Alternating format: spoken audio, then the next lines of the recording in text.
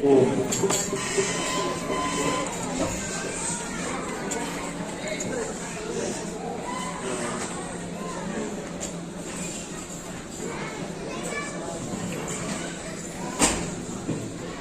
ಮಹಾಭಾರತದ ಮಂಗಲ ಮಹೋತ್ಸವದ ನಿಮಿತ್ತವಾಗಿ ಮಹಾಭಾರತದ ಕುರಿತಾಗಿ ಕೆಲವು ಮಾತುಗಳನ್ನು ಹೇಳುವ ಅಪೇಕ್ಷೆಯಿಂದ ನಿಂತಿದ್ದೇನೆ. ನಿನ್ನೆ ಮಹಾಭಾರತದ ಕುರಿತಾದ ಪ್ರವಚನವನ್ನು ಆರಂಭ ಮಾಡಿದ್ದು, ಇವತ್ತು ದ್ವಿತೀಯ ವಿಘ್ನವಾಗಬಾರದು ಅಂತನ್ನುವ ಕಾರಣಕ್ಕಾಗಿ ಒಂದೆರಡು ಮಾತುಗಳನ್ನು ಮಾತ್ರ ಹೇಳುವ ಪ್ರಯತ್ನವನ್ನು ಮಾಡ್ತೇನೆ. ತುಂಬ ಸಮಯವಾಗಿದೆ, ಹರಿವಾಸರ, ಹಾಗಾಗಿ ಶೀಘ್ರದಲ್ಲಿ ಭೋಜನಾದಿಗಳಾಗಬೇಕು. ಆದ್ದರಿಂದ ಮಹಾಸ್ವಾಮಿಗಳವರ ಅಮೃತೋಪದೇಶಕ್ಕೆ ನಾವೆಲ್ಲ ಕಾಯ್ತಾ ಇದ್ದೇವೆ. ಹೆಚ್ಚು ವೇಳೆಯನ್ನು ತೆಗೆದುಕೊಳ್ಳದೆ ಹೇಳಿ ಮುಗಿಸ್ತೇವೆ.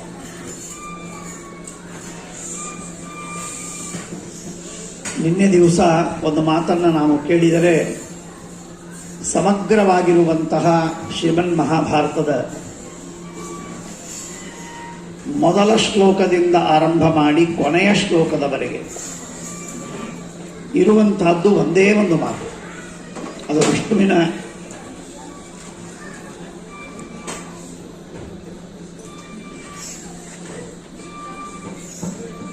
ವಿಷ್ಣುವಿನ ಸರ್ವೋತ್ತಮತ್ವ. ಆ ವಿಷ್ಣುವಿನ ಸರ್ವೋತ್ತಮತ್ವವನ್ನು ಬಿಟ್ಟು ಆ ಉದ್ದೇಶದಿಂದ,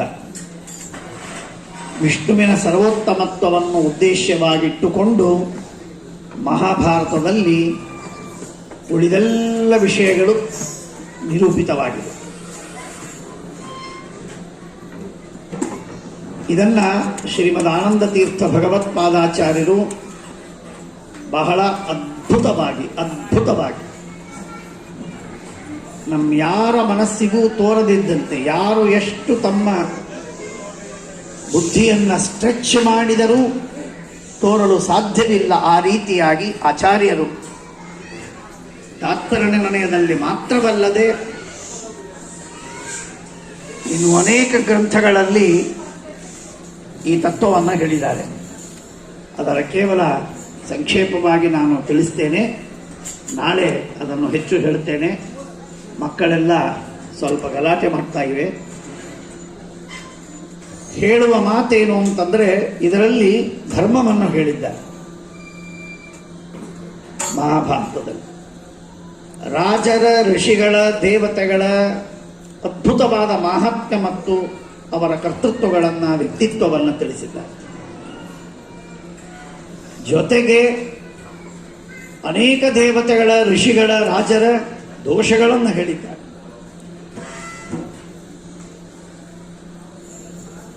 ಜೊತೆಗೆ ಇಡೀ ಜಗತ್ತಿನ ವರ್ಣನೆ ಇದೆ, ಸಂಸಾರದ ವರ್ಣನೆ ಇದೆ, ಮೋಕ್ಷದ ವರ್ಣನೆ ಇದೆ. ಇದೆಲ್ಲ ಯಾಕೆ ಹೇಳಿದ್ದು ಅಂತ ಆಚಾರ್ಯರು ಎಷ್ಟು ಸೊಗಸಾಗಿ ಒಂದು ಕಡೆಗೆ ಹೇಳುವುದಿಲ್ಲ, ಬೇರೆ ಬೇರೆ ಕಡೆಗೆ ಹೇಳಿದ ಮಾತುಗಳನ್ನೆಲ್ಲ ಒಂದು ಕಡೆಗೆ ಸಂಗ್ರಹ ಮಾಡಿ ನಾವು ತಿಳಿದರೆ ಶ್ರೀಮನ್ ಮಹಾಭಾರತ ಇದು ಕಂಥಾಯಿತವಾಗುವುದಿಲ್ಲ, ಇದು ಅದ್ಭುತವಾದ ವಿಶ್ವರೂಪವಾಗ್ತದೆ. ನಿನ್ನೆ ನಾನು ಹೇಳಿದೆ, ವಿಶ್ವರೂಪ ಅಂದ್ರೆ ಏನು? ವಿಶ್ವರೂಪ ಅಂದರೆ ಅನಂತ ರೂಪಗಳ ಸಮುದಾಯ. ಹಾಗೆ ಈ ಮಹಾಭಾರತ ಎನ್ನುವುದು ವಿಶ್ವರೂಪವಾಗ್ತದೆ. ಧರ್ಮವನ್ನು ಯಾಕೆ ಹೇಳಿತು ಅಂದರೆ, ಆ ಧರ್ಮವನ್ನು ಹೇಳುವುದರ ಉದ್ದೇಶವೇನು ಅಂದರೆ, ನಾನಾ ಉದ್ದೇಶಗಳು. ಈ ಧರ್ಮವನ್ನು ಅನುಷ್ಠಾನ ಮಾಡಿ ನೀನು ದೇವರನ್ನು ಪಡೆಯಬಹುದು ಅನ್ನುವುದಕ್ಕಾಗಿ, ಈ ಧರ್ಮಗಳಿಗೆ ನಿಯಾಮಕನಾದವನು ಭಗವಂತ ಎನ್ನುವುದಕ್ಕಾಗಿ, ಆ ಧರ್ಮವನ್ನು ಮಾಡದಿದ್ದರೆ ನೀನು ದೇವರಿಂದ ದೂರವಾಗ್ತಿ ಅನ್ನುವುದಕ್ಕಾಗಿ, ಹೀಗೆ ಧರ್ಮವನ್ನು ನಿರೂಪಣೆ ಮಾಡಿದ್ದರ ಉದ್ದೇಶವೇ ಇವು. ಅದೇ ರೀತಿ ಜಗತ್ತನ್ನೆಲ್ಲ ವರ್ಣನೆ ಮಾಡ್ತಾರೆ. ಆ ಎಲ್ಲ ಜಗತ್ತನ್ನು ವರ್ಣನೆ ಮಾಡುವುದಕ್ಕೆ ಕಾರಣವನ್ನು ಬ್ರಹ್ಮಸೂತ್ರದಲ್ಲಿ ವೇದವ್ಯಾಸ ದೇವರು ಹೇಳ್ತಾರೆ. ಅವಸ್ಥಿತೇ ರೀತಿಗೆ ಆಶರ್ಸನ. ಇಡೀ ಜಗತ್ತು ಇಂಥ ಅದ್ಭುತವಾದಂತಹ ಚತುರ್ದಶ ಲೋಕಾತ್ಮಕವಾದದ್ದು, ಅದರ ಹೊರಗಡೆ 24 ತತ್ವಾತ್ಮಕವಾದ ಆವರಣ, ಅಂತಹ ಸಾವರಣವಾದ ಬ್ರಹ್ಮಾಂಡ, ಇಡೀ ಜಗತ್ತೆಲ್ಲವೂ ಕೂಡ ಅನಂತ ಜೀವವೇಷಗಳನ್ನು ಒಳಗೊಂಡದ್ದು. ಅದೆಲ್ಲವೂ ಭಗವಂತನಲ್ಲಿ ಆಶ್ರಯಿಸಿದೆ.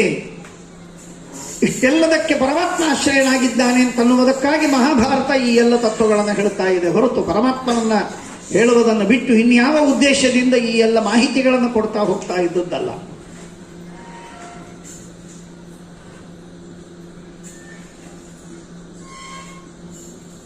ಅದೇ ರೀತಿ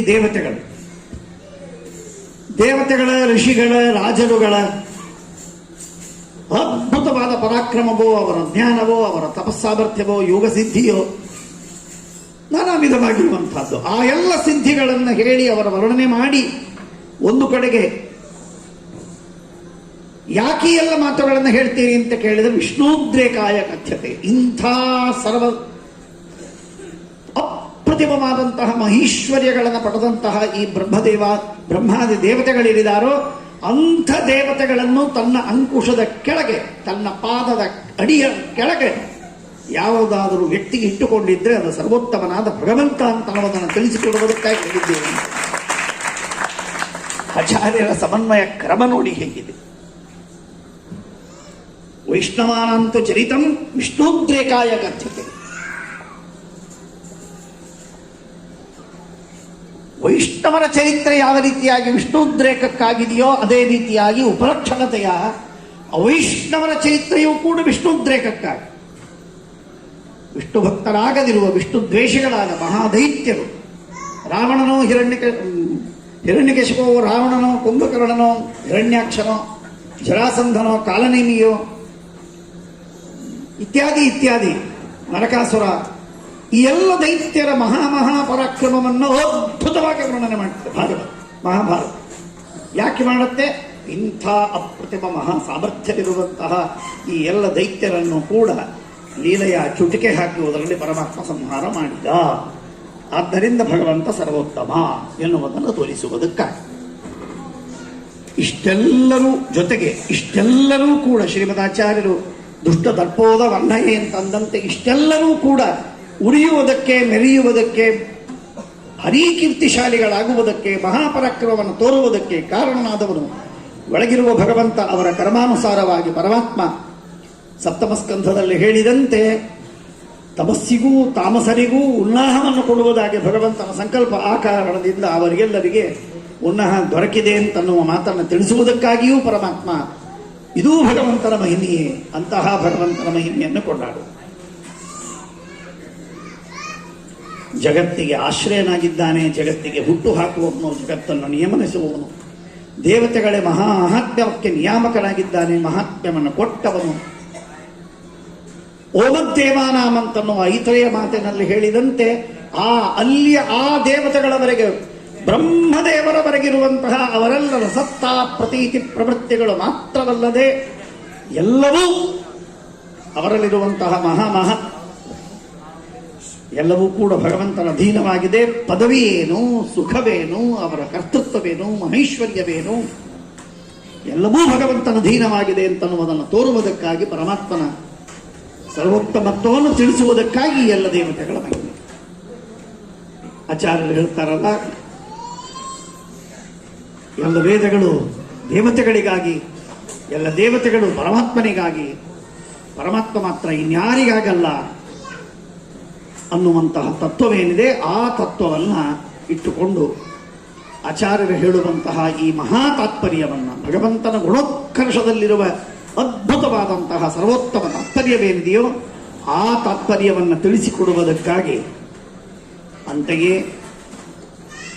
ಅಂತೆಯೇ ಮಹಾಭಾರತದ ಮಂಗಲ ಶ್ಲೋಕದಲ್ಲಿ ನಾನು ಹೇಳುವ ಬೇರೆ ವಿಷಯ ಇತ್ತು, ಈ ಗೊಂದಲವಿದೆ ಅನ್ನುವುದಕ್ಕಾಗಿ ಯಾವುದೋ ವಿಷಯವನ್ನು ಆರಿಸಿಕೊಂಡು ಹೇಳ್ತಾ ಇದ್ದೇನೆ ಮಧ್ಯದಲ್ಲಿ. ಈ ವಿಷಯ ನಾನು ಹೇಳುವುದಾಗಿ ಇಟ್ಟುಕೊಂಡಿದ್ದಿಲ್ಲ. ಸುರಗುರುಂ ಅಂತನ್ನುವ ಮಾತಿನಿಂದ ಯಾವ ದೇವತೆಗಳ ಉತ್ತಮತ್ವವನ್ನು ಹೇಳಿದ್ದಾಗಿದೆಯೋ ಅದೆಲ್ಲದಕ್ಕೆ ಭಗವಂತನ ಸರ್ವೋತ್ತಮತ್ವದಲ್ಲೇ ತಾತ್ಪರ್ಯ. ಜಗದೇಕನಾಥಂ ಅಂತನ್ನುವುದರಿಂದ ಯಾವ ಜಡಾತ್ಮಕವಾದ ಪ್ರಪಂಚವಿದೆ ಅದೆಲ್ಲದಕ್ಕೂ ಕೂಡ ಪರಮಾತ್ಮನೇ ಸ್ವಾಮಿ ನಿಯಾಮಕ ಅಂತನ್ನುವುದನ್ನು ಹೇಳ್ತಾ ಇದೆ. ಹೀಗೆ ಸಂಸಾರ ಬಂಧ ಇತ್ಯಾದಿಗಳನ್ನು ಹೇಳಿದಾಗ ಪರಮಾತ್ಮನಿಗಿಲ್ಲ ಅಂತ ತೋರಿಸುವುದಕ್ಕೆ ಭವಘ್ನಂ ತ್ರಿಗುಣ್ಯವರ್ಜಿತಂ ಎಂದಾಗಿ ಹೇಳುತ್ತೆ. ಅಸುರರು ಇಷ್ಟೆಲ್ಲ ಉರಿತಾ ಇದ್ರೂ ಕೂಡ ಅವರನ್ನು ಪರಮಾತ್ಮ ಸಹಿಸ್ತಾನೆ, ಸಹಿಸುವವರೆಗೆ ಆಮೇಲೆ ಅವರನ್ನೆಲ್ಲರನ್ನು ಸಂಹರಿಸ್ತಾನೆ ಅಂತನ್ನುವಂತಹ ಮಾತನ್ನೂ ಶಾಸ್ತ್ರ ಹೇಳುತ್ತದೆ. ಹೀಗೆ ಪರಮಾತ್ಮನ ಗುಣೋತ್ಕರ್ಷವನ್ನ ಅಪಾರವಾದಂತಹ ಗುಣೋತ್ಕರ್ಷವನ್ನು ವರ್ಣನೆ ಮಾಡುವಂತಹ ಉದ್ದೇಶದಿಂದ ಮಹಾಭಾರತ, ಅಂತೆಯೇ ವಾಸುದೇವಸ್ಯ ಮಾಹಾತ್ಮ್ಯಂ ಅಂತ ಹೇಳಿ ಮಹಾಭಾರತ ಪ್ರಪ್ರಥಮ ಅಧ್ಯಾಯದಲ್ಲೇನೆ ಭಗವಂತನ ಮಾಹಾತ್ಮ್ಯವನ್ನು ಪ್ರತಿಪಾದನೆ ಮಾಡುವುದಕ್ಕಾಗಿ ಮಹಾಭಾರತ ಪ್ರವೃತ್ತವಾಗಿದೆ ಅಂತನ್ನುವುದಾಗಿ ತೋರಿಸ್ತದೆ. ಹೀಗೆ ಶ್ರೀಮನ್ ಮಹಾಭಾರತವನ್ನ ಮತ್ತು ನಮ್ಮ ಜೀವನದೊಳಗೆ ಮಹಾಭಾರತವನ್ನು ಬಿಟ್ಟು ಬದುಕಿದವ ಅವನ ಜೀವನವೇ ಹಾಳಾದ ಜೀವ. ಶ್ವಾಸ ಬಿಡಬೇಕಾದ್ರೆ ಮಹಾಭಾರತವನ್ನು ಓದಬೇಕು. ಶ್ವಾಸ ಬಿಡಬೇಕಾದ್ರೆ ಮಹಾಭಾರತ, ಒಂದೊಂದು ಶ್ವಾಸ ಸಾರ್ಥಕವಾಗಬೇಕಾದ್ರೆ ಪ್ರತಿ ಶ್ವಾಸದ ಜೊತೆಗೆ ಒಂದು ಸಲ ಒಂದು ಅಕ್ಷರ ಮಹಾಭಾರತವನ್ನು ಓದಬೇಕು. ಅಂಥ ಮಹಾಭಾರತ ನಮ್ಮ ಜೀವನಕ್ಕೆ ಅದು ಎಷ್ಟು ಭಗವಂತನ ಮಯತ್ವವನ್ನು ತಂದುಕೊಡ್ತದೆ ಅಂತ ಹೇಳಲಿಕ್ಕೆ ಆಗುವುದಿಲ್ಲ. ಅಪಾರ. ಮಹಾಭಾರತದ ಮುಂದೆ ನೋಡಿದರೆ ಅರವಿಂದೋ ಹೇಳ್ತಾರೆ, ಅವರ ಮಾತಿನಲ್ಲಿ ಹೇಳುವುದು, ಅವರ ಮಾತಿಗಾಗಿ ಶ್ರೀಮದಾಚಾರ್ಯ ಹೇಳಿದ್ದುಂಟು. ಹೇಳ್ತಾರೆ, ಮಹಾಭಾರತ ಅಂದ್ರೆ ಮಹಾಸಾಗರ, ರಾಮಾಯಣ ಎಂದರೆ ಸಣ್ಣದಾದ ಸರೋವರ, ಪುಟ್ಟಾದ ಸುಂದರವಾದ ಸರೋವರ ಮತ್ತು ಮಹಾಸಾಗರಗಳಿಗೆ ಹೋಲಿಕೆಯನ್ನು ಕೊಟ್ಟು ಮಹಾಭಾರತ ರಾಮಾಯಣಗಳನ್ನು, ವಾಲ್ಮೀಕಿ ರಾಮಾಯಣವನ್ನು ವರ್ಣನೆ ಮಾಡುವುದು ಅವರು. ಅಂತೆಯೇ ಶ್ರೀಮದಾಚಾರ್ಯರು ಬೇಕಾಗಿರುವಂತಹದ್ದು ಮೂಲ ರಾಮಾಯಣ. ಹಾಗಾಗಿ ಅದರ ಪ್ರಶ್ನೆ ಇಲ್ಲ, ಅದು ಶತಕೋಟಿ ವಿಸ್ತೀರ್ಣವಾದದ್ದು, ಸಾಕ್ಷಾತ್ ಹೈಗ್ರೀವ ದೇವನಿಂದ ರಚಿತವಾಗಿರುವಂತಹದ್ದು. ಇಂಥ ಅತ್ಯುತ್ತಮವಾಗಿರುವಂತಹ ಮಹಾಭಾರತದ ಮಂಗಲದ ನಿಮಿತ್ತವಾಗಿ ಮತ್ತೆ ಮುಂದೆ ನಾಳಿನಿಂದ ಪ್ರವಚನವನ್ನು ಪ್ರಾಯ ಯಾವ ತೊಂದರೆ ಇಲ್ಲದೆ ಮಾಡಬಹುದು ಅಂತ ಅನ್ಕೊಂಡಿದ್ದೆ.